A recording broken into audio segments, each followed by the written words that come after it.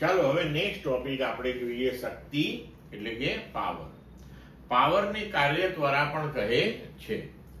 તો ભૌતિક શાસ્ત્રની અંદર ઘણી બધી એવી ઘટનાઓ આપણે જોઈએ છીએ કે જેની અંદર કાર્યની સાથે સાથે એ કાર્ય કેટલા સમયની અંદર થયું છે, એટલે કે કાર્ય કરવાની કે કાર્ય થવાની ઝડપ શું છે તે પણ અગત્યનું હોય છે. તો તેના માટે આપણે અહીંયા એક નવી ભૌતિક રાશિ પાવર વ્યાખ્યાયિત કરીએ.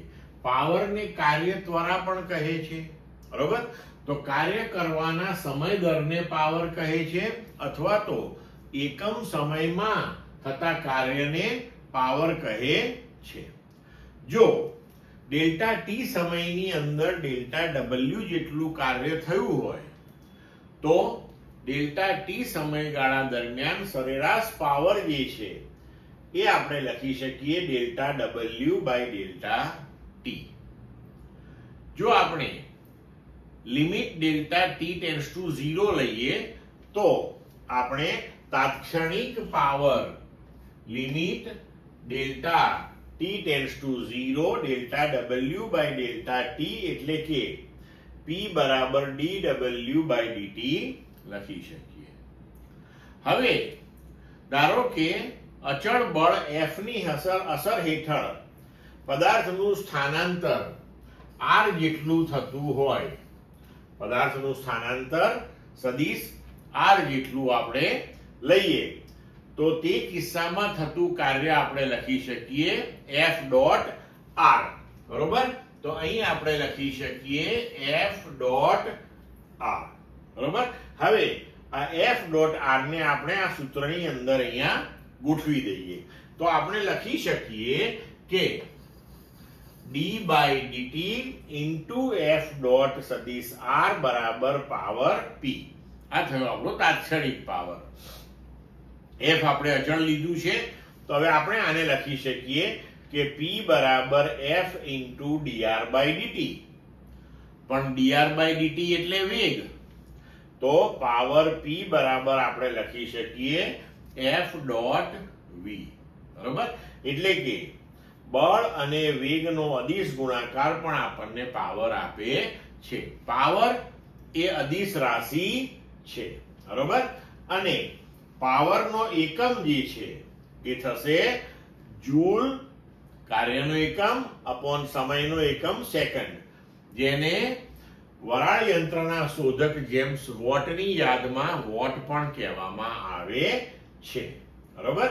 તેનું પારિમાણિક સૂત્ર m1L2T-3 છે, બરોબર. હવે 1 વોટ બરાબર આપણે લખી શકીએ 1 જૂલ પ્રતિ સેકન્ડ. અને વ્યવહારમાં પાવરનો મોટો એકમ પણ આપણે વાપરીએ છીએ જેને કહેવામાં આવે છે હોર્સ પાવર. આ બ્રિટિશ પદ્ધતિનો એકમ છે. 1 હોર્સ પાવર એટલે 746 વોટ થાય, બરોબર છે મિત્રો. તો હવે આપણે આગળ જોઈએ કે P બરાબર W અપોન T જે સૂત્ર છે આપણી પાસે, એના ઉપરથી આપણે W બરાબર P ઇન્ટુ T પાવર ગુણ્યા સમય એવું પણ લખી શકીએ. તો આના ઉપરથી આપણે કાર્યનો એક અહીંયા નવો એકમ ઉપયોગમાં લઈએ છીએ જે આ સમીકરણથી આપણે બનાવેલો છે, જેને કહે છે કિલોવોટ અવર, બરોબર છે. તો આના પરથી જે નવો એકમ આપણે ઉપયોગમાં લઈએ છીએ તે છે કિલોવોટ અવર. એ કાર્યનો એકમ છે, એ ધ્યાન રાખજો ખાસ, આ પાવરનો એકમ નથી. 1 કિલોવોટ અવર એટલે કેટલું કાર્ય થયું કહેવાય. તો જુઓ 1 કિલોવોટ એટલે કે 1 કિલોવોટ જેટલા અચળ દરે 1 કલાકમાં જે કાર્ય થાય તેને કિલોવોટ અવર કહે છે. આ જૂલમાં કેટલું થાય તો 1 કિલોવોટ, કિલો એટલે 10⁻³ વોટ, અને 1 કલાકની અંદર થયેલું કાર્ય, બરોબર છે. તો 1 કલાક એટલે 3600 સેકન્ડ. તો 1 કિલોવોટ અવર, કિલો એટલે 10⁻³ વોટ, અવર એટલે 3600 સેકન્ડ. પણ વોટ એટલે પાછું શું? જૂલ ભાગ્યા સેકન્ડ. તો સેકન્ડ કેન્સલ થઈ જાય, તો 3600 ગુણ્યા 10⁻³ જૂલ, એટલે કે 1 કિલોવોટ અવર બરાબર 3.6 ગુણ્યા 10⁶ જૂલ કાર્ય થયું કહેવાય. અને આપણે જે વીજળી વપરાશમાં યુનિટ લખીએ છીએ એ 1 યુનિટ એટલે 1 કિલોવોટ અવર.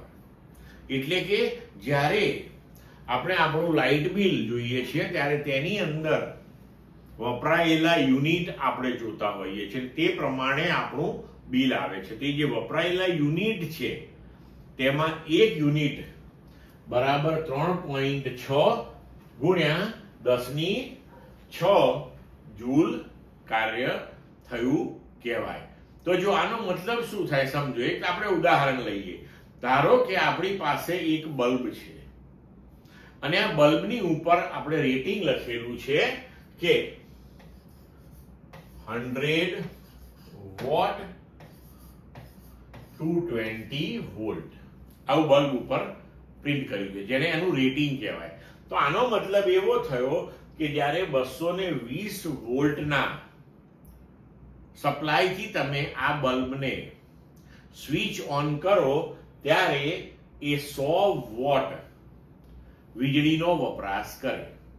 વોટ એટલે જૂલ પર સેકન્ડ. એનો મતલબ એ થયો કે આ બલ્બ જ્યારે ચાલુ થાય ત્યારે દર સેકન્ડે 100 જૂલ વિદ્યુત ઉર્જા વાપરે.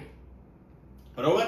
હવે જુઓ, અહીંયા આપણે જોઈએ કે 100 વોટ, વોટ એટલે જૂલ પર સેકન્ડ.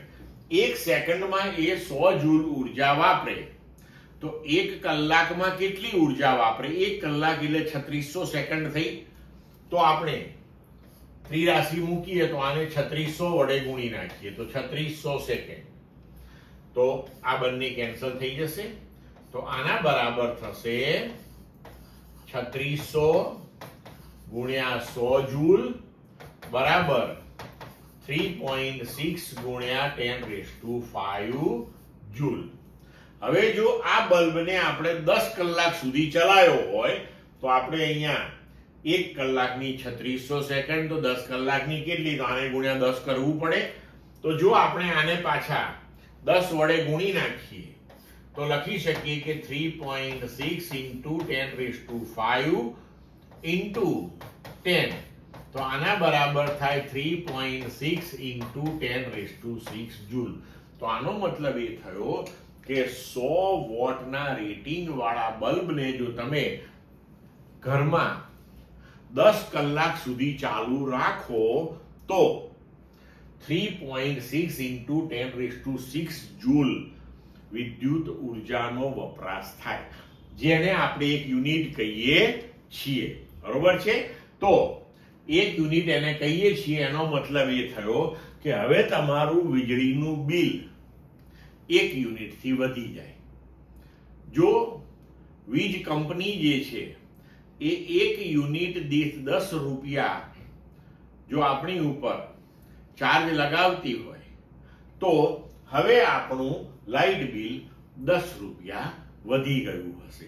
આનો મતલબ આવો થાય. તો આવી ગણતરીઓ પણ તમારે ધ્યાનમાં રાખવી પડશે, કારણ કે આ ટાઈપના પ્રશ્નો તમને MCQ ની અંદર પૂછીને ગૂંચવી શકે છે.